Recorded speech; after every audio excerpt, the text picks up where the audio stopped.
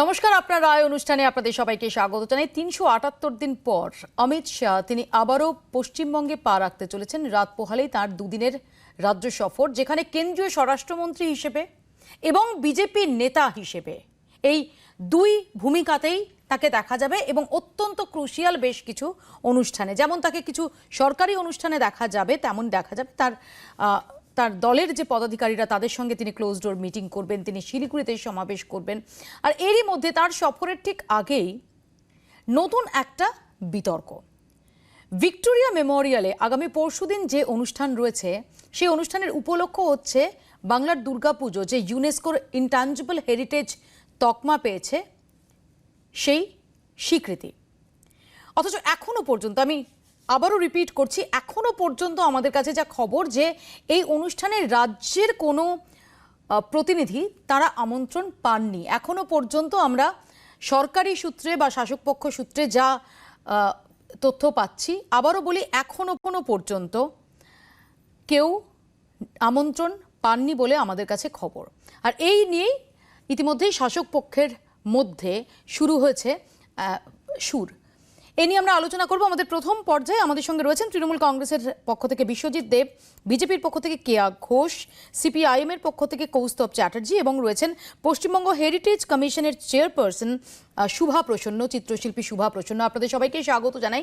শুরুতে আপনাদের দেখাবো ভিক্টোরিয়ায় বাংলার দুর্গাপুজোর স্বীকৃতি উদযাপন, অথচ সেই অনুষ্ঠানেই এই রাজ্য। সূত্রের খবর, অনুষ্ঠানে এখনো পর্যন্ত রাজ্যের কোনো প্রতিনিধি আমন্ত্রণই পাননি, যার জেরে অমিত শাহর সফরের আগেই বঙ্গ রাজনীতিতে নতুন করে বিতর্ক।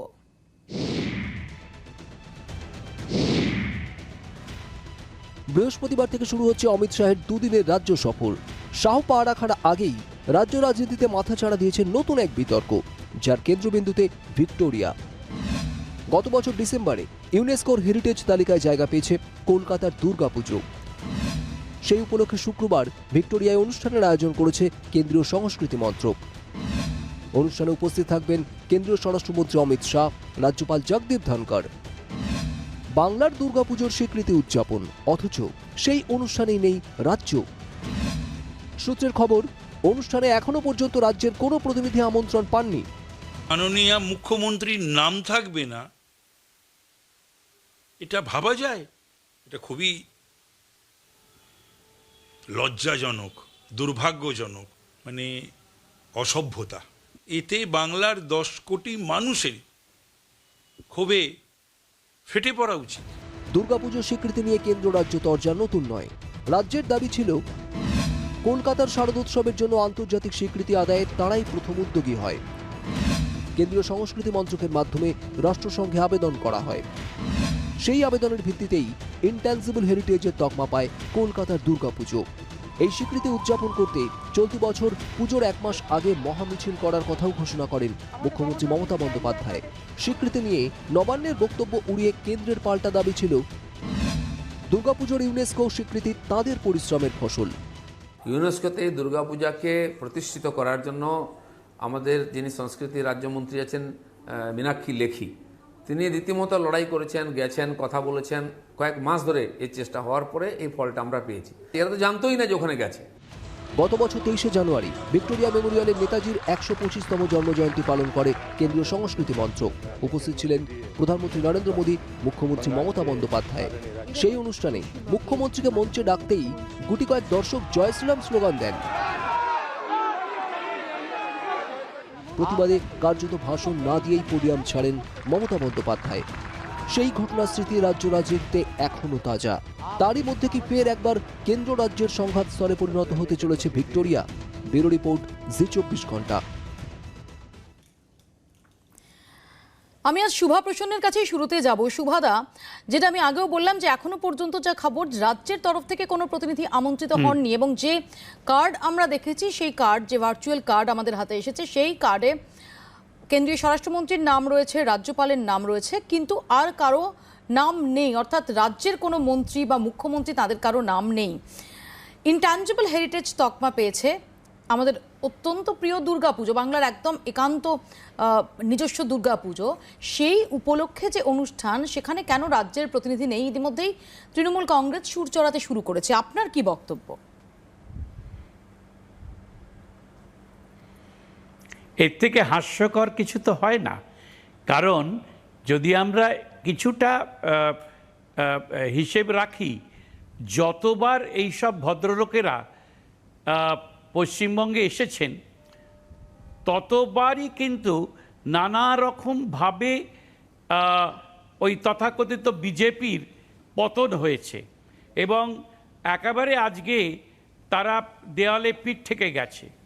সবসময় এরা কিছু করলে কিছু হুক্কা হুয়া লোক আছে যারা হুক্কা হুয়া করে, আর এটা সবাই জানেন যে যেভাবে এখানে বিসর্জনের যে মিছিল, যে বিসর্জনের মিছিলের ফলে একটা অসাধারণ পৃথিবীর কাছে মানুষ দেখেছে, এই ধরনের কার্নিভাল বোধহয় সারা পৃথিবীতে খুব কম হয়, যেখানে শিল্প, ধর্ম, পূজা এবং সংস্কৃতির একেবারে অসাধারণ একটা প্রকাশ, যেখানে নাচতে নাচতে, গান করতে করতে, প্রতিমার সঙ্গে নানান রকম বাদ্যের সঙ্গে যে আয়োজন, একমাত্র মমতা বন্দ্যোপাধ্যায়ের মাথা থেকেই আমরা এই তকমা পেয়েছি।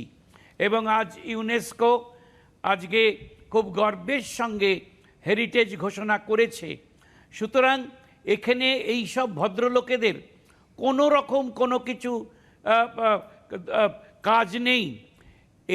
এরা নানান রকমভাবে, নানা অছিলায় এরা চেষ্টা করছে, গায়ে মানে না আপনি মোড়ল, সেই মোড়ল হয়ে তারা ভাবছেন ভিক্টোরিয়া, যেহেতু সেই ভিক্টোরিয়া সরকারি কেন্দ্রীয় সরকারের অধীনে সংস্থা, হয়তো কদিন পরে ভিক্টোরিয়ার নামটাই তুলে দিতে পারে। সেই জন্যে আমি ভিক্টোরিয়ার যে এখন সচিব আছেন বা ডাইরেক্টর আছেন তাকে সাবধান করে দিচ্ছি, সেখানে হয়তো কোনো মুনির নামে করে দিতে পারেন ভিক্টোরিয়াকে। সুতরাং এই সমস্ত একটা হাস্যকর কতগুলো নেতা, যাদের কোনো রকম মানে পশ্চিমবঙ্গের স্থান নেই। পশ্চিমবঙ্গের মানুষ এত বোকা নয়, পশ্চিমবঙ্গের মানুষ কখনো এদের স্বীকার করে না। এবং এই যে আজকে হেরিটেজের তকমা, তার জন্যে একমাত্র যদি কেউ কৃতিত্বের অধিকারী নন, ওইসব লেখি ফেকি, এইসব আজকাল নতুন জুটেছে, এসব লেখি ফেকি নয়, এটা একমাত্র মমতা বন্দ্যোপাধ্যায়ের কৃতিত্ব এবং বাংলার শিল্পীর কৃতিত্ব। আমি আসবো আপনার কাছে সুভাদ, আমি কেয়ার কাছে এই প্রশ্ন নিয়ে আসবো যে মমতা বন্দ্যোপাধ্যায় মুখ্যমন্ত্রী, তার যেটা কৃতিত্ব তাতে আপনারা ভাগ বসাতে চাইছেন এবং এই মীনাক্ষী লেখি ইত্যাদির নাম তুলে আনছেন। এবং দুর্গাপুজোর যে এই ইনট্যাঞ্জিবল হেরিটেজ তকমা, তার জন্য আমরা জানি যে রাজ্য সরকারের তরফ থেকে উদ্যোগ নেওয়া হয়েছিল, রাজ্যের ট্যুরিজম ডিপার্টমেন্ট উদ্যোগ নিয়েছিল। অর্থাৎ ফর্মালি তো একজনকে ইনিশিয়েটিভটা নিতে হয়, রাজ্যের ট্যুরিজম ডিপার্টমেন্ট থেকে সেই ইনিশিয়েটিভ নেওয়া হয়েছিল কেয়া। আর সেই অনুষ্ঠানে মুখ্যমন্ত্রী আমন্ত্রিত নন, রাজ্যের কোনো প্রতিনিধি আমন্ত্রিত নন। আমার খুব ভালো লাগছে মৌপিয়া যে অন্তত পশ্চিমবঙ্গ সরকারের তরফ থেকে যে কেন্দ্রীয় সরকারের কোনো অনুষ্ঠানে যোগ দেওয়ার যে এই আকুতি পশ্চিমবঙ্গের তরফে খুব ভালো লাগছে। আমি অনেক ইতিহাসের অনেক কথা বলবো হয়তো যদি সময় পাই, তার আগে আমি বলতে চাই শুভাপ্রসন্নবাবু প্রথিতযশা শিল্পী, নিশ্চয়ই সবাই তাকে এক নামে চেনেন, কিন্তু উনি যে আজকে তৃণমূলী হয়ে বসেছেন সেটা জানতাম না। এবং হুক্কা হুয়া যাকে বললেন তিনি হলেন দেশের স্বরাষ্ট্রমন্ত্রী। আশা করব যে শুভাপ্রসন্ন বাবুর মতন একজন শিল্পী দেশের স্বরাষ্ট্রমন্ত্রীর প্রতি এইটুকু সম্মান দেখাবেন। মমতা বন্দ্যোপাধ্যায় আমার বিরোধী রাজনীতিবিদ হতে পারেন, কিন্তু তিনি এই রাজ্যের মুখ্যমন্ত্রী, তাকে তার যোগ্য সম্মান দেখাই। এই হুক্কা হুয়া টুক্কা হুয়া বলে নিজের পরিচয়টা দেবেন না প্লিজ। আর মীনাক্ষী লেখি ফেকি যাকে বললেন, তিনি দীর্ঘদিনের রাজনীতিবিদ, আপনার না জানা হতে পারে, সেটা আপনার অপারগতা। আবার কিন্তু আপনি না জানানো, মুখ্যমন্ত্রীকে আমন্ত্রণ না জানানো, আমি এই প্রশ্নের উত্তরে আসছি। ব্যাপারটা হলো যে এই আমি কি অনুষ্ঠান কি আমি সত্যি আমি জানি না। এটা হলে আমি ট্যুরিজম ডিপার্টমেন্টের মুখপাত্র নই, আমি আমার রাজনৈতিক দলকে আমি এখানে প্রতিনিধিত্ব সংস্কৃতি করতে মন্ত্রকের এসেছি। অনুষ্ঠান এটা। নিশ্চয়, আচ্ছা, সংস্কৃতি মন্ত্রকের, বেশ। কিন্তু আমি সেটাও জানা নেই। কিন্তু আমার এইটুকু ভালো লাগছে যে যেটা শুরুতেই বললাম, যে তৃণমূলের তরফ থেকে অন্তত তারা চাইছেন। কারণ আমার মনে পড়ছে কিছুদিন আগে হালেই মেট্রো রেলের একটা উদ্বোধনে পীযূষ গোয়েল এসেছিলেন, আমাদের সেই সময় মাননীয় রেলমন্ত্রী। আমাকে শেষ করতে দিন, যাবেন কি? আমাকে শেষ করতে কদিন দিন, আগেই please, দেখা মৌপিয়া, গেছে, মৌপিয়া, কদিন please, আগেই তো আমরা please, দেখেছি যে দিল্লিতে মুখ্যমন্ত্রী গেছেন। মৌপিয়া, আমাকে শেষ করতে দিন। কিন্তু তার জন্য সেটা দিয়ে তো এই আমন্ত্রণ না জানানো, এটাকে জাস্টিফাই করা যায় না কেয়া? প্রথম কথা এটা আমি বলিনি। কোস্তাব, আপনি বলবেন, আমাকে আর 30 সেকেন্ড সময় দিন। আমার ঠিক মনে পড়ছে পীযূষ গোয়েলের অনুষ্ঠানটা, সেখানে আমাদের রাজ্যের আরবান ডেভেলপমেন্ট মন্ত্রী, তাকে ডাকা হয়েছিল, সেই চেয়ারটা পর্যন্ত খালি ছিল, তিনি আসেননি। এরকম দীর্ঘদিন হয়েছে। এরকম উল্টো দিকে এরকম ঘটনা ঘটেছে মৌপিয়া, রাজ্যে ভুরি ভুরি নিদর্শন আছেন।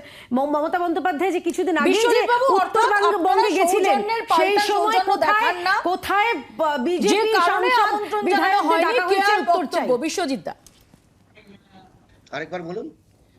কেয়ার বক্তব্যের সুর হচ্ছে যে আপনারা সৌজন্যের পাল্টা সৌজন্য দেখান না, কেন্দ্রীয় সরকারের কোনো অনুষ্ঠানে আপনারা আমন্ত্রণ পেয়েও অনুপস্থিত থাকেন, চেয়ার ফাঁকা থাকে, যে কারণে এখানেও আপনাদের আমন্ত্রণ জানানো হয়। অনুষ্ঠানে কোথায়, যখন উনি প্রশাসনিক BJP অনুষ্ঠান করেন, BJP সেই জায়গাকার কোথায় সাংসদ বিধায়কদের ডাকা হয়, আমি বিশ্বজিৎ বাবুর কাছ থেকে জানতে চাইবো উত্তরটা। আবার ওনার তো উচ্চ রক্তচাপ হয়ে যাবে বাবা।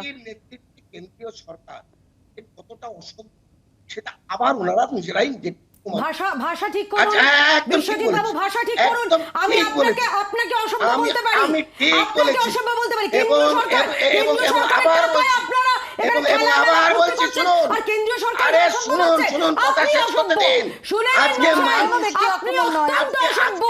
কেন্দ্রীয় সরকারের টাকা আপনারা খেলা মেলা ফুর্তি কাটমানি 5 তলা বাড়ি সোনা এগুলো হচ্ছে, বাড়ি হচ্ছে, গাড়ি হচ্ছে, আর কেন্দ্রীয় সরকার অসভ্য বলছেন। আপনার নিজের পরিচয়টা দিচ্ছেন আপনি। আগে আপনাকে কথাই বলতে দেব না, ক্ষমা চান আগে। এইটা ফেডারেল স্ট্রাকচার, আপনাদের ফেডারেল স্ট্রাকচার এইটা আপনাদের ফেডারেল স্ট্রাকচার কি? উত্তর দিন, উত্তর দিন আগে উত্তর দিন। এটা আপনাদের ফেডারেল স্ট্রাকচার? আমি আপনার এই কমেন্টটা নিয়ে, আমি অবশ্যই এই কমেন্টটা নিয়ে আমি চাইবো যে আপনার দল থেকে ব্যবস্থা নেওয়া হয়। আমি কিছু বলবো না। অসভ্য বলছেন কাকে আপনি? এটা মমতা, ভাষা ঠিক করুন। আগে বসার আগে ভব্যতা সভ্যতা শিখে তারপর চ্যানেলে বসবেন। এক সেকেন্ড, কে আসবো? ওনার বক্তব্য শোনা যাচ্ছে না। শুনুন,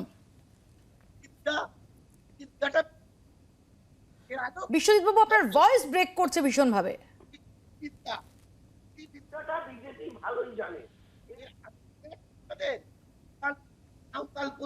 বিশ্বজিৎ বাবু, আমি আসবো আপনার কাছে। যান্ত্রিক কারণে আপনার বক্তব্য স্পষ্ট রাখতে হবে। মমতা বন্দ্যোপাধ্যায়কে অপমান করতে বাংলার 10 কোটি মানুষকে কম বলুন বিজেপির বিরুদ্ধে এই কেন্দ্রীয় সরকার। দাদা আপনি একটু কম বলুন। পিসি ভাইপো সব সারদে গারদে ধাইকিরিকিরি ভুবনেশ্বর চলে যাবে। এটি ভালো করেই জানে ধাইকিরিকিরি ভুবনেশ্বর চলে যাবে। একটু কম বলুন। আরে বিজেপি আছে বলে আপনার দলের নেতারা পিসি ভাইপো বাইরে আছে। বিজেপি আছে বলে পিসি ভাইপো সহ নেতারা বাইরে আছে এবং তাদের কৃতিত্ব দাবি করছিল। ঠিক সেমনি ভাবে কিন্তু ভালোভাবে আবারও বিশ্বজিৎ বাবুর অডিও প্রবলেম করছে। আমি বিশ্বজিৎ বাবুর কাছে আসবো। বিশ্বজিৎ বাবু, একটু দুঃখ প্রকাশ করে নিচ্ছি, কারণ আপনার বক্তব্য মাঝে মাঝেই আপনার ভয়েস ব্রেক করছে ভীষণভাবে। আমি আবারও আপনার কাছে আসবো। সুভাদা কিছু বলতে চান, সুভাদার কাছে যাবো। সুভাদা,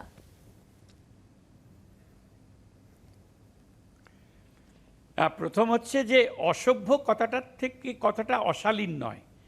এর ভদ্রমহিলা কিছুই জানেন না।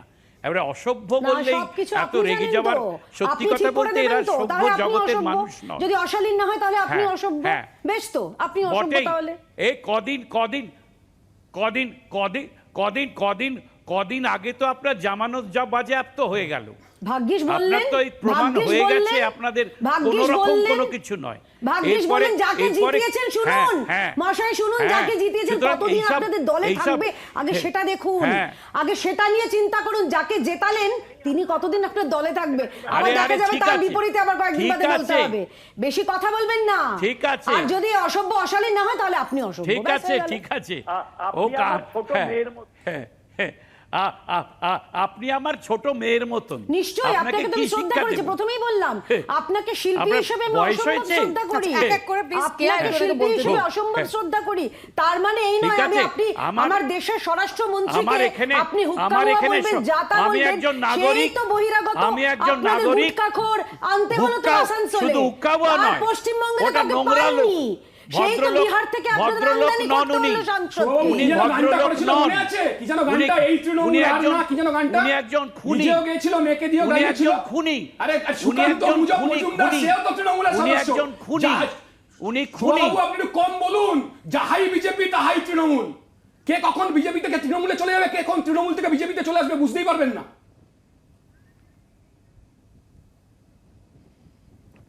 সে তো সিপিএমরা তো তাই করে। কাকের ছবির মতো। না প্লিজ কোনো ব্যক্তি আক্রমণ না। কোন সিপিএম দেখান থেকে তৃণমূলে গেছে, বিজেপিতে গেছে, তারপর সিপিএম এ আছে? কি বলছেন কি? এই তৃণমূল আর না, গানটা মনে আছে তো আপনার? সে বহু জায়গায় বহু জায়গায় বহু জায়গায় তৃণমূলকে আটকাবার জন্য সিপিএম কাজ করছে। ভুরি ভুরি ভুরি ভুরি উদাহরণ আছে, ভুরি ভুরি উদাহরণ আছে। ফেরত চলে আসেন। তৃণমূল থেকে বিজেপিতে গেছে, যখন বিজেপিতে গেছে যখন খারাপ, আবার তৃণমূল যখন ফেরত দেখছে তখন আবার সোনার টুকরো, শয়তান সোনারা সব শয়তানরা সব সোনার টুকরো হয়ে গেছে। এক সেকেন্ড, একটু সুভাদা কিছুটা বলছিলেন, সুভাদার কাছে যাই। সুভাদা, সেলিব্রেশনটা বা উপলক্ষটা না বলার কিছু নেই, কারণ এটা যতবার তারা আসে ততবারই তাদের মুখ পড়ে এবং ততবারই আমাদের বঙ্গ থেকে বিজেপির যে যতটুকু যা কিছু সব মুছে যায়।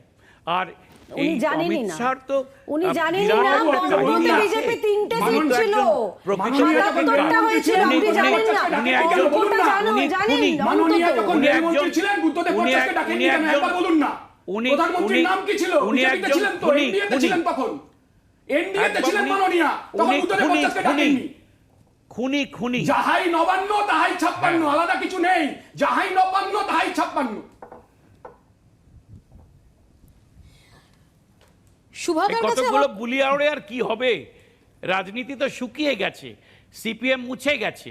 হ্যাঁ, সেই কারণেই তো মানুষের দুর্দশা, সেই কারণেই তো 115 টাকা পেট্রোলের দাম, সেই কারণেই তো 100 টাকা ডিজেলের দাম, সেই কারণেই তো রান্নার গ্যাসের দাম, সেই কারণেই তো ডিজেলের কাছাকাছি কেরোসিন তেলের দাম। বামপন্থীরা না থাকলে, পার্লামেন্টে কম থাকলে, তাহলে মানুষের দুর্দশা বাড়ে, সেই কথাই বলছি। কিন্তু তৃণমূল শাসক দল যদি ক্ষমতায় না আসে, কে শুকিয়ে যাবে দেখবেন। কারা কারা সম্পত্তি করেছে, কারা কারা কোটি কোটি টাকার সম্পত্তি করেছে, সব বেরিয়ে যাবে তখন। সিপিএম শুকিয়ে গেলে সিপিএম এর সমস্যা হয় না, মানুষের সমস্যা হয়। কিন্তু আমার কেয়ার কাছে প্রশ্ন, কেয়া রাজনৈতিক বিবাদ, বিতর্ক, মতান্তর, মনান্তর সমস্ত কিছু থাকতে পারে, সমস্ত কলকারখানা বন্ধ করে দিয়েছে, তাই নাকি বিশ্বজিৎ বাবু? আরে আপনারা একটা রিকোয়েস্ট, বিশ্বজিৎ বাবুর কথা বলার সময় একটু আনইন্টারাপ্টেড বলতে দিন, একেবারেই টেকনিক্যাল কারণে। বাংলায় ভুলে গেছেন? ও বিশ্বজিৎ বাবু, এসএসসি পরীক্ষাটা কবে হবে? ডবল চাকরি, এসএসসিটা কবে হবে? শিক্ষামন্ত্রী অভিযুক্ত হয়ে গেছে, আজকে শিক্ষামন্ত্রী অভিযুক্ত, সোনার টুকরো ছেলেরা ঘুরে বেড়াচ্ছে। আজকেও বারুইপুরে এনকাউন্টার হয়েছে, সোনারপুরে এনকাউন্টার হয়েছে। বেঙ্গল মিন্স বিজনেস না, বেঙ্গল মিন্স বুলেট। দারুণ শিল্প কলকারখানা হচ্ছে, বারুদের শিল্প কারখানা, বোমের শিল্প কলকারখানা। বিষয়টা বোধহয় বিষয়টা শুনতে পাচ্ছেন আপনি? না না, উনি না শুনতে পেলে ভালোই, ওনার এসব কথা শুনতে ভালো লাগবে। যখন হবে ঠিকই হবে, এটা নিয়ে আপনাদের চিন্তা করতে হবে না। আপনারা আগে বলুন 34 বছর বাংলায় যে বিশ্বজিৎ বাবু, আপনার নাম জিজ্ঞাসা করলে যদি জিজ্ঞাসা করি বিশ্বজিৎ বাবু আপনার বয়স কত, আপনি বলতে পারেন 34। আপনাদের অবস্থা যা হয়েছে, আপনি যদি জিজ্ঞাসা করেন কতদিন ভারতবর্ষ স্বাধীন হলো, বলতে পারেন 34। আর কুমিরের রচনা বন্ধ করুন। আমি যদি ধরে নিই যে আপনার কথা সব সত্যি, মানুষ তো আপনাকে ক্ষমতায় এনেছে, মানুষ তো ভোট দিয়েছে, বারবার ভোট দিয়েছে, কি করছেন? এসএসসি পরীক্ষা হয় না বাংলায় লক্ষ লক্ষ বামফ্রন্ট সরকারের শেষ 12 বছরে 11 এসএসসি পরীক্ষা, 5 লাখ ছেলে মেয়ে চাকরি হয়েছে, রং দেখে চাকরি হয়নি, মেধা দেখে চাকরি হয়েছে। হাজার কি বলছেন আপনি? ধাইকিরি ভুবনেশ্বর, আপনি কবে যাবেন? কবে যাবেন? কবে যাবেন ভুবনেশ্বর? একটু বলতে দাও, অডিও আবার ব্রেক করছে। হ্যাঁ প্লিজ বিশ্বজিৎ দা বলুন। 30 বছর ধরে এটাই বলছি কুমিরের রচনা এক সেকেন্ড। কৌস্তব, একটু রিকোয়েস্ট করেছি, কুমিরের রচনা। টেকনিক্যাল কারণে ধরে বলেছি যে ওনাকে আনলিমিটেড বলতে দাও। সর্বনাশটা করেছে, বাংলার যে সর্বনাশ করেছেন, বাংলায় যে লক্ষ লক্ষ প্রাণ তৈরি করেছেন, বাংলায় যে লক্ষ লক্ষ বিশ্বজিৎ, আমার আর প্রশ্ন হচ্ছে আপনারা তো আরো double করেছেন। এক সেকেন্ড কেয়া কৌস্তব দুজনকেই বলছি, প্লিজ বোঝার চেষ্টা করো। একদম টেকনিক্যাল কারণে আমি যখন ওনাকে প্রশ্ন করে ওনার উত্তরটা নিচ্ছি, আমাকে আনইন্টারাপ্টেড নেওয়ার চেষ্টা করতে হচ্ছে, অন্য কোনো কারণ নেই। আমার বিশ্বজিতের কাছে নির্দিষ্ট প্রশ্ন, বিশ্বজিৎ দা, এই যে কৃতিত্ব নিয়ে কারাকারি, কোন ফ্লাইওভার তৈরি হলো, কোন ওভারব্রিজ তৈরি হলো, কোন কি উদ্বোধন হলো, সেটা কে করছে, সাংসদ সেখানে থাকবেন না বিধায়ক সেখানে থাকবেন, ইভেন এখন যারা আপনার দলে যার কথা নিয়ে একটু আগে আলোচনা করছিলেন বাবুল সুপ্রিয়, তিনি এক সময় অভিযোগ করেছেন যে সাংসদ গেছেন কিছু উদ্বোধন করতে, সেটা আগে সেখানের বিধায়ক করে দিয়েছেন বা মেয়র করে দিয়েছেন। তো এটা কি এই প্রথম? কেয়া বা কৌস্তব যেটা বলছেন যে কোথাও আপনারাও কি এটাকে এনকারেজ করেন না? আচ্ছা, আমাকে এটা কখনো না, আমরা যাদের সম্মান দেওয়ার দরকার, যেখানে যে রেকগনিশনটা দেওয়া দরকার, এবারে কথাটা শেষ করতে দিন, স্বীকার করে নিন, বলুন ভুল হয়েছে, কথাটা শেষ করতে আপনি দিন, আচরি ধর্ম পড়ে শেখা, বিজেপি যা করছে আমার একটা প্রশ্ন রয়েছে। কয়েকদিন আগে মমতা বন্দ্যোপাধ্যায় তিনি উত্তরবঙ্গে গেছিলেন প্রশাসনিক বৈঠকে, বিশ্বজিৎ বাবু উত্তর দিন, বিজেপি কোন সাংসদকে ডেকেছিলেন? কারণ উত্তরবঙ্গে সমস্ত আমাদের সাংসদ রয়েছে, কজন সাংসদ কজন বিধায়ককে আপনাদের এই প্রশাসনিক বৈঠকে ডাকা হয়েছিল? আমাকে এটার উত্তরটা দিন। আমি খুব সংক্ষেপে শুধু সুভাদার কাছে আসবো। সুভাদা, যে পরিস্থিতি আমরা দেখছি যে কোনো বিষয় নিয়ে, এমনকি শিল্প সংস্কৃতি ঐতিহ্য কৃষ্টি এই সমস্ত কিছুর ক্ষেত্রেও ভীষণভাবে আমরা ওরা, এবং সেটা গত কয়েক বছর ধরে সেটা একটা বাস্তবতা হয়ে দাঁড়াচ্ছে আনফরচুনেটলি। সেটা কেন? সত্যি কি কোনো এক পক্ষের দায়, নাকি সব পক্ষকেই এর দায় নিতে হবে? মৌপিয়া এটা মৌপিয়া, এ বিষয়ে কোনো সন্দেহ নেই, সকলেরই বলার অধিকার আছে, কিন্তু সত্যকে যারা নষ্ট করে, সত্য থেকে যারা বিচ্যুত হয়ে কথা বলে, বিশেষ করে এই যে কার্নিভাল, যে কার্নিভালের আইডিয়া সম্পূর্ণভাবে মমতা বন্দ্যোপাধ্যায়ের, আর আমরা দীর্ঘদিন থেকে দেখে আসছি যে দুর্গাপুজোকে যে আন্তর্জাতিক স্তরে পৌঁছে দেওয়া, দুর্গাপুজোর যা কিছু লক্ষ লক্ষ মানুষ আসে, এই কি রে বাবা, উনি জানেনই না তো আমার সময় কার্নিভাল চলে একদম গেলেন। সংক্ষিপ্ত। তার মধ্যে কার্নিভালটা উল্লেখ করা আছে, আমি জানি, দায়িত্ব নিয়ে বলছি, সুতরাং এই বিষয়ে কোনো সন্দেহ নেই। আর সেখানে কি করে এইসব দুর্গাপুজো তো আপনাদের এক একজন নেতা এক একজন এক একটা ক্লাব কুক্ষিগত করে রেখেছে, নেতা কাউন্সিলর মন্ত্রী, সেই জন্য ছোট বিরতি নিতেই হবে। আবারও বলছি যে এখনো সামনে অনেকটা সময় আছে, তার মধ্যে সত্যি রাজ্যের কোনো প্রতিনিধির জন্য কোনো আমন্ত্রণ আসে কি না সেদিকে আমাদের নজর থাকবে। কিন্তু যেটা আমি প্রথমেই বললাম যে এখনো পর্যন্ত আসেনি, যা নতুন বিতর্কের সূচনা করেছে। ছোট্ট একটা বিরতির পর ফিরবো। অমিত শাহ আসছেন, আগেই বলেছি যে দুটো ভূমিকাতেই তাকে খুব ক্রুশিয়াল রোল পালন করতে হবে আগামী দুদিন, কারণ বঙ্গ বিজেপির যে ডামাডোল, গোটা বঙ্গ বিজেপি তাকিয়ে রয়েছেন যে অমিত শাহর এই সফরকে ঘিরে সত্যি সত্যি বঙ্গ বিজেপি একটা সুখী পরিবারের রূপে ফিরতে পারবে কিনা। ছোট্ট একটা বিরতির পর সে প্রসঙ্গে আলোচনা নিয়ে ফিরছি, দেখতে থাকুন আপনারা। ফিরে এলাম বিরতির পর। যেটা আমি শুরুতেই বলছিলাম যে অমিত শাহর যে সফর আগামী দুদিনের, সেটাতে তাকে দ্বৈত ভূমিকায় দেখা যাবে। একদিকে কেন্দ্রীয় স্বরাষ্ট্রমন্ত্রী, অন্যদিকে বিজেপির চাণক্য। একটু যদি আমরা এই দুদিনের সফরসূচিকে নিরীক্ষণ করি ভালো করে, তাহলেই তার একটা আন্দাজ পাওয়া যাবে।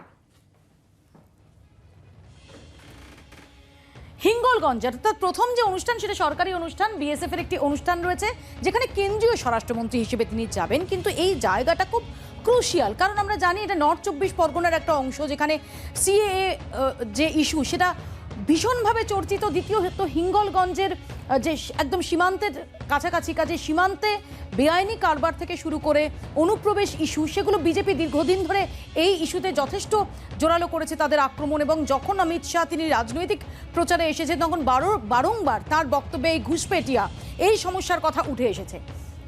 এরপর কল্যাণীতে একটি অনুষ্ঠান রয়েছে, বিএসএফ এর আরও একটি অনুষ্ঠান। এরপর তিনি সোজা চলে যাবেন উত্তরবঙ্গে। আমরা জানি 2019-এ উত্তরবঙ্গে স্ট্রং হোল্ড ডাকা গিয়েছিল বিজেপির, কিন্তু তারপর কিছুটা হলেও ক্ষয় হয়েছে সাম্প্রতিক অতীতে। এমনকি শিলিগুড়ি, সেখানে যে কর্পোরেশন ইলেকশন সেখানে বিজেপি খুব খারাপ ফল করেছে, সিটিং এমএলএ তিনি জিততে পারেননি এবং সেখানে রাজনৈতিক সভা রয়েছে, অর্থাৎ রাজনৈতিক অবতারে অমিত শাহকে এই অনুষ্ঠানে দেখা যাবে। এই রেল ময়দানে যে জনসভা এবং বিভিন্ন যে জনজাতি গোষ্ঠী সঙ্গে তাকে বৈঠক করতে দেখা যাবে।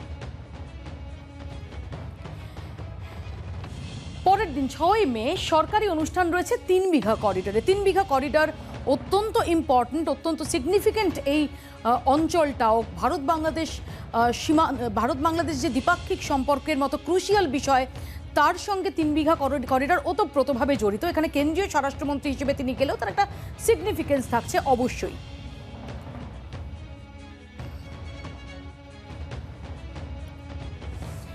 কলকাতায় ফিরে সম্ভবত অমিত শাহকে সবচেয়ে ক্রুশিয়াল টাস্কটা করতে হবে, কারণ যে ক্লোজ ডোর বৈঠক তিনি করবেন দলের পদাধিকারীদের সঙ্গে, যেটা আমি আগেও বলছিলাম যে সত্যিই বিজেপি তাদের এই সাম্প্রতিক যাবতীয় ডামাডোল কাটিয়ে এক নেতৃত্ব অন্য শিবিরের দিকে যেভাবে, যেটাকে ইংরেজিতে বলে ট্রেনিং দ্য গান করছে, সেই পরিস্থিতিটা কাটিয়ে তিনি হ্যাপি ফ্যামিলি বানিয়ে যেতে পারেন কিনা বঙ্গ বিজেপিকে, সেটাই এখন লাখ টাকার প্রশ্ন। এরপর ভিক্টোরিয়া মেমোরিয়ালে সংস্কৃতি মন্ত্রকের অনুষ্ঠান, যে অনুষ্ঠান সম্পর্কে আমরা আগের পর্যায়ে আলোচনা করলাম বিস্তারিতভাবে। আমি একটু চলে যাব, আমাদের 3 প্রতিনিধি আমাদের সঙ্গে সরাসরি রয়েছেন। আমাদের সঙ্গে সরাসরি হিঙ্গলগঞ্জ থেকে রয়েছেন কমলাক্ষ ভট্টাচার্য, নারায়ণ সিংহ রায় রয়েছেন শিলিগুড়ি থেকে এবং আমাদের সঙ্গে শ্রেয়সী গাঙ্গুলি রয়েছেন ভিক্টোরিয়া মেমোরিয়াল থেকে। আমি প্রথমে একদম উত্তরে চলে যাব নারায়ণের কাছে। নারায়ণ, যেভাবে আমরা দেখেছি যে উত্তরবঙ্গ বিজেপির স্ট্রং হোল্ড হয়ে গিয়েছিল 2021-এর আগে পর্যন্ত, কিন্তু তারপর আস্তে আস্তে সেখানে বেশ কিছুটা সমস্যার মুখোমুখি হতে হচ্ছে বিজেপিতে। সেখানে দাঁড়িয়ে অমিত শাহর কর্মসূচি কতটা সিগনিফিকেন্ট?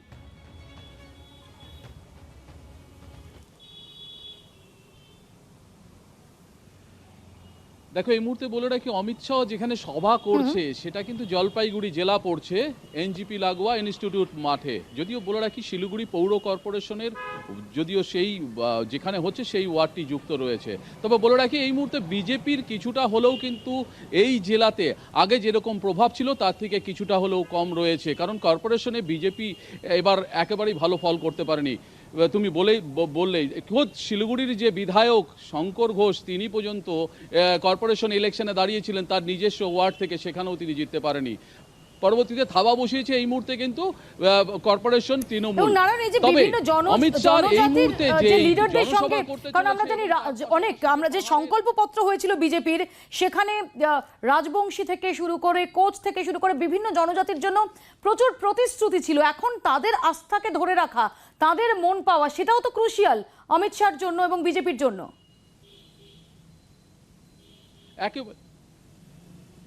একেবারে দেখো, যার জন্য কিন্তু কালকে যে জনসভা করতে চলেছে সেখানে উত্তরবঙ্গে পাহাড় এবং সমতলের জনজাতিদের তাদের ডাকা হয়েছে, তাদের নিয়েও কিন্তু তিনি বৈঠক করবেন বলে যতটুকু জানা গেছে।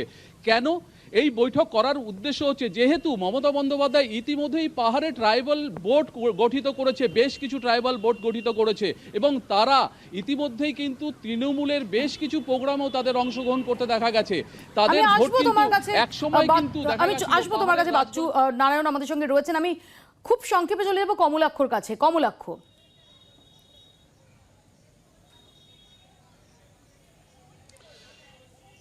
দেখো, অমিত শাহের এই সফর, হিঙ্গলগঞ্জের সফর সীমান্ত সুরক্ষার দিক থেকে অত্যন্ত তাৎপর্যপূর্ণ মৌপিয়া।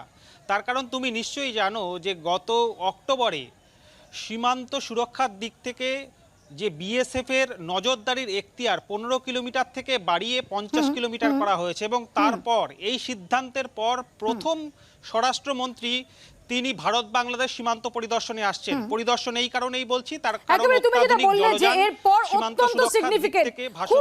খুব ইম্পর্টেন্ট পয়েন্ট কমলাক্ষ। আমি শ্রেয়সীর কাছে আসবো। শ্রেয়সী, ইতিমধ্যেই আমরা দেখেছি যে ভিক্টোরিয়ার অনুষ্ঠান নিয়ে রাজনৈতিক বিতর্ক শুরু হয়ে গেছে। তুমি কি ইনফরমেশন পাচ্ছ ভিক্টোরিয়া কর্তৃপক্ষের তরফ থেকে বা কেন্দ্রীয় সংস্কৃতি মন্ত্রকের তরফ থেকে যে আমন্ত্রণ পত্রে কোনো বদল আসতে পারে নাকি তার সম্ভাবনা নেই?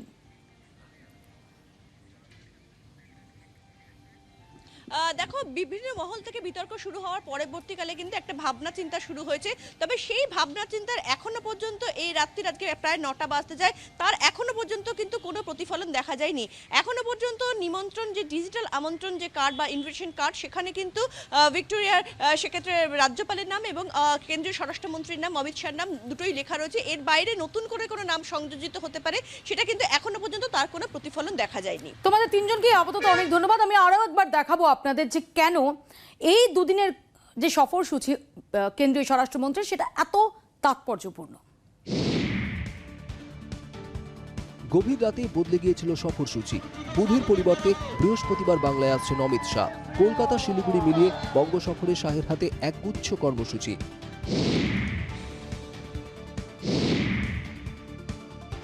শেষবার তিনি এসেছিলেন গত বছরের এপ্রিলে। রাজ্যে তখন ভোটের ভরা বাজার। দুশোর স্বপ্নে ছুটছিল বিজেপি। স্বপ্নভঙ্গের বর্ষপূর্তি পেরিয়ে আবারও বাংলায় পা রাখছেন বিজেপির প্রাক্তন সর্বভারতীয় সভাপতি। বঙ্গ সফরে এবার তিনি দ্বৈত ভূমিকায়, একদিকে কেন্দ্রীয় স্বরাষ্ট্রমন্ত্রী, অন্যদিকে গেরুয়া শিবিরের চাণক্য। জানা গিয়েছে বৃহস্পতিবার সকালে দিল্লি থেকে কলকাতা বিমানবন্দরে নামবেন অমিত শাহ। সেখান থেকে বিএসএফ এর হেলিকপ্টারে যাবেন উত্তর 24 পরগনার হিঙ্গলগঞ্জে। সীমান্তরক্ষী বাহিনীর অনুষ্ঠানে যোগ দেবেন স্বরাষ্ট্রমন্ত্রী। এরপর দুপুরে নদিয়ার কল্যাণীতে বিএসএফ এর আরেকটি কর্মসূচিতে যোগ দেবেন তিনি। কল্যাণী থেকে কলকাতায় ফিরে পরের গন্তব্য শিলিগুড়ি। এখানে বিজেপি নেতার ভূমিকায় শাহ। শিলিগুড়ি রেল ময়দানে জনসভা করবেন। সেই দিনই শিলিগুড়িতে উত্তরবঙ্গের বেশ কয়েকটি জনজাতি গোষ্ঠীর সঙ্গে তার বৈঠকের কথা রয়েছে। শুক্রবার শাহের গন্তব্য কোচবিহার। 3 বিঘা করিডোরে সরকারি অনুষ্ঠানে আবারও স্বরাষ্ট্রমন্ত্রীর ভূমিকায় দেখা যাবে অমিত শাহকে। অনুষ্ঠান সেরে দুপুরেই ফিরবেন কলকাতায়।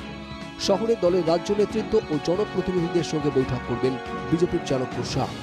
এরপর ভিক্টোরিয়া মেমোরিয়ালে সংস্কৃতি মন্ত্রকের অনুষ্ঠানে যোগ দেবেন তিনি। দুদিনের ঠাসা কর্মসূচি সেরে শুক্রবার রাতেই দিল্লির উদ্দেশ্যে রওনা দেবেন অমিত শাহ।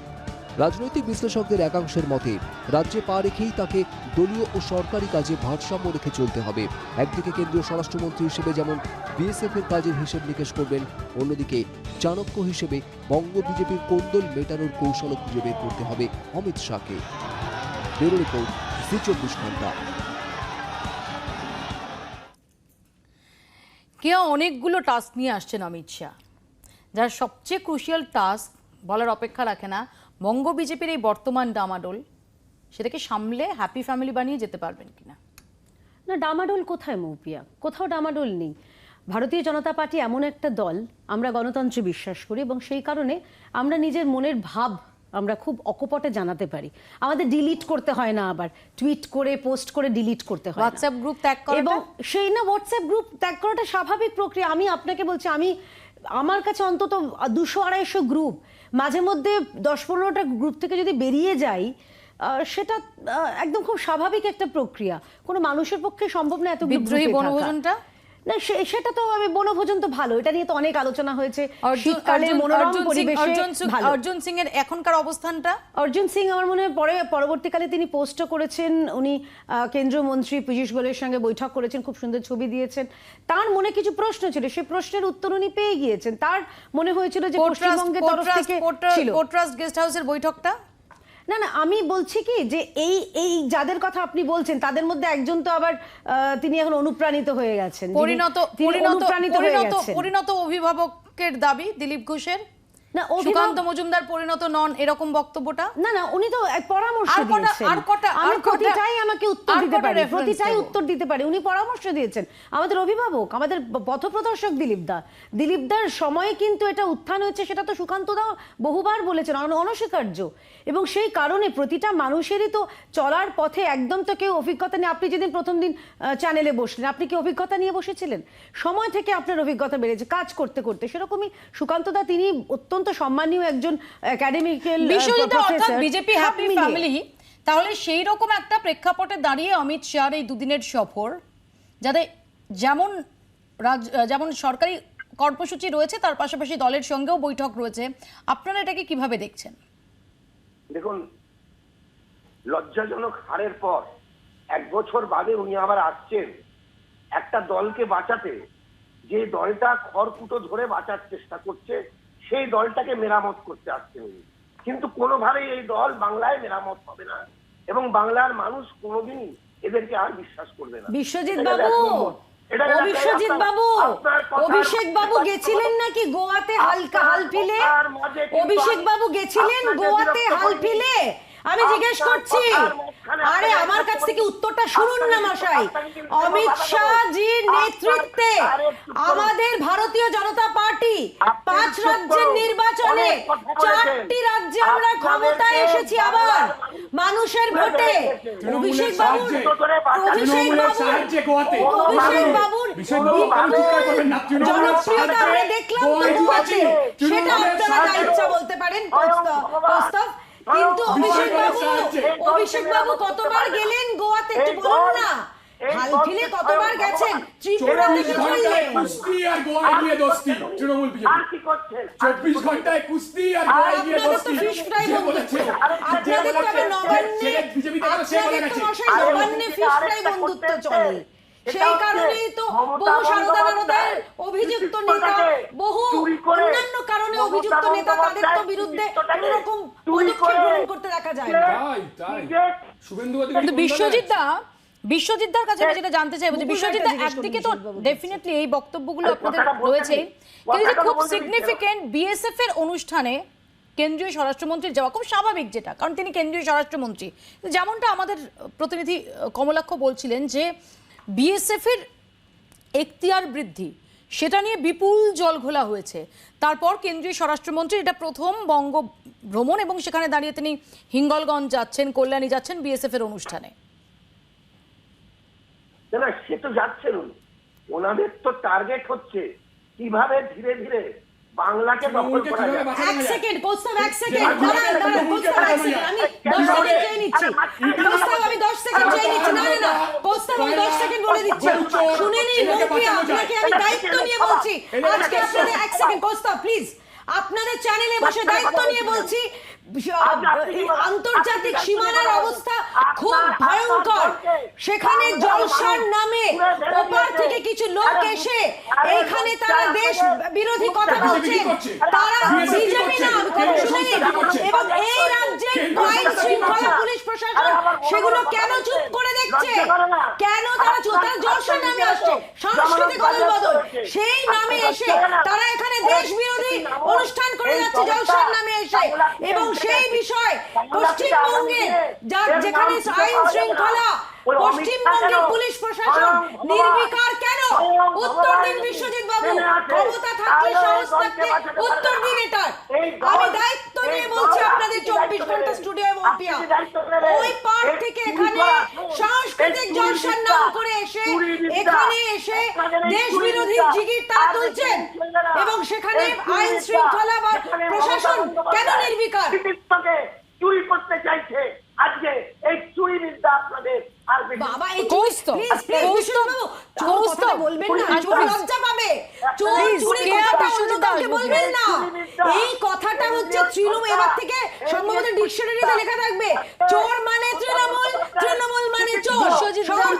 বিশ্বজিৎদাকে আমি দুজনের কাছে আসবো, কৌস্তবের কাছে আসবো। কৌস্তব, এর আগের বার যখন অমিত শাহ শেষবার যখন এসেছিলেন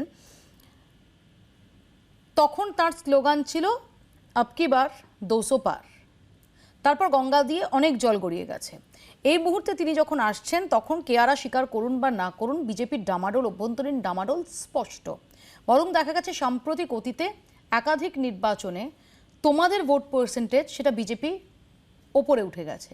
এরকম একটা সময় সবাই বিজেপির সমস্ত নেতা কর্মী তারা তাকিয়ে রয়েছেন অমিত শাহ সফরের দিকে। তারা মনে করছেন যে অমিত শাহ সফর অক্সিজেন যোগাবে, কর্মীদের মনোবল চাঙ্গা করবে এবং বিভিন্ন জায়গায় যে এই মেরামতিগুলো দরকার সেই মেরামতিগুলো করে দিয়ে যাবে। আমি মৌপিয়া বলবো, অমিত শাহ কেন শেরশাহ এসেও বিজেপিকে বাঁচাতে পারবে না। ফ্যামিলি ম্যান 4 আসছে, ওরা হ্যাপি ফ্যামিলি হবে কি জানি না, কিন্তু অমিত শাহ এসে সমস্যার সমাধান হবে না। 115 টাকা 16 টাকা পেট্রোলের দাম, ডিজেলের দাম 100 টাকা, কেরোসিন তেলের দামের কাছাকাছি ডিজেলের দাম।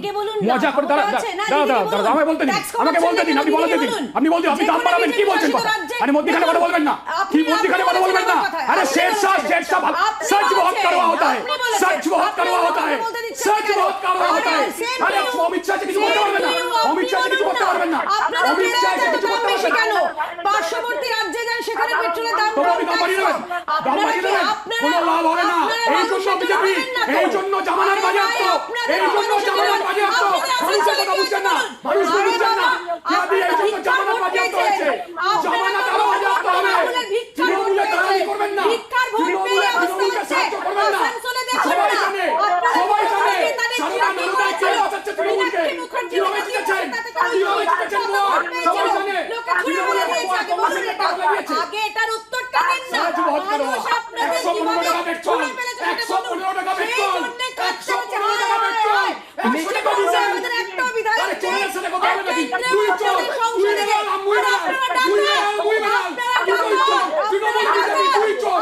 মানুষের সমস্যার সমাধান করছে না, জামানত চলে যাবে। সোনা চুরি করে তো কেরালাতে যান, সোনাটা কোথা থেকে আসছে মশাই? কেরালাতে সোনাটা কোথা থেকে আসছে? কেরালা আর গুজরাট যাচ্ছে গুড গভর্নেন্স শিখতে। আর আপনি জানেনই না, আরে আপনি জানেন না, জেনে নিন আমার কাছে। আপনি সব জেনে গেছেন, আরে আপনি জানেন না তো, আরে আপনি তো জানেন না তো। আরে মশাই আপনি তো জানেন না। বাড়িগঞ্জে মানুষের কাছে নেই, আপনি স্টুডিও আছে বিজেপি, বিজেপি স্টুডিও আছে। 115 টাকা পেট্রোলের দাম, 100 টাকা ডিজেলের দাম। বলছেন না আপনি, বলছেন না একদম সংক্ষিপ্ত, আমাদের সময় একদম সংক্ষিপ্ত। আমি একটু দেখানোর চেষ্টা করব যে প্রথমে বঙ্গ জয়ের স্বপ্নভঙ্গ, তারপরে নানাবিধ ডামাডোল, তারপর যখন অমিত শাহ রাজ্য সফরে আসছেন, বঙ্গ সফরে আসছেন, তখন তার সামনে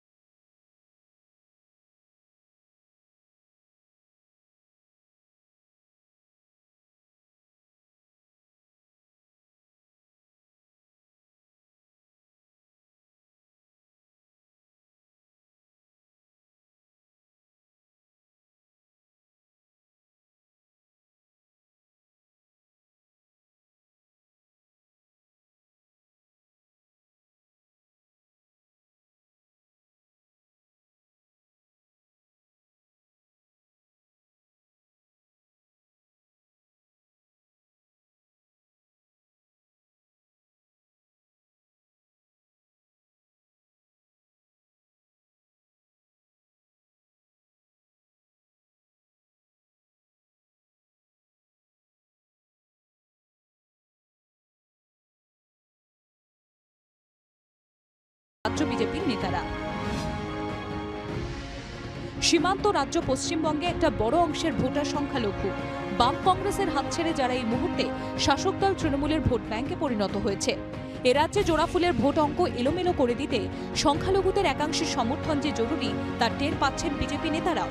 বিজেপির চাণক্যের কাছে সেটাও অন্যতম চ্যালেঞ্জ। রাজ্য বিজেপির সংগঠনে অনেক গুরুত্বপূর্ণ মুখী রাষ্ট্রীয় স্বয়ংসেবক সংঘের সদস্য। তাঁদের কাজের ধরন নিয়ে রাজ্য নেতাদের ক্ষোভ বিক্ষোভ জমা পড়েছে দিল্লি দরবারে। সব মিলিয়ে হাফ ডজন চ্যালেঞ্জ কিভাবে সামলান বিজেপির চালকও, তার দিকে নজর থাকবে রাজনৈতিক পর্যবেক্ষকদের। ব্যুরো রিপোর্ট, জি24 ঘন্টা। আর অমিত শাহর এই বহু চর্চিত সফরের প্রত্যেক মুহূর্তের খুঁটিনাটি, প্রত্যেক মুহূর্তের আপডেট, লাইভ কভারেজ আমরা আপনাদের দেখাবো। দেখতে থাকুন জি24 ঘন্টা।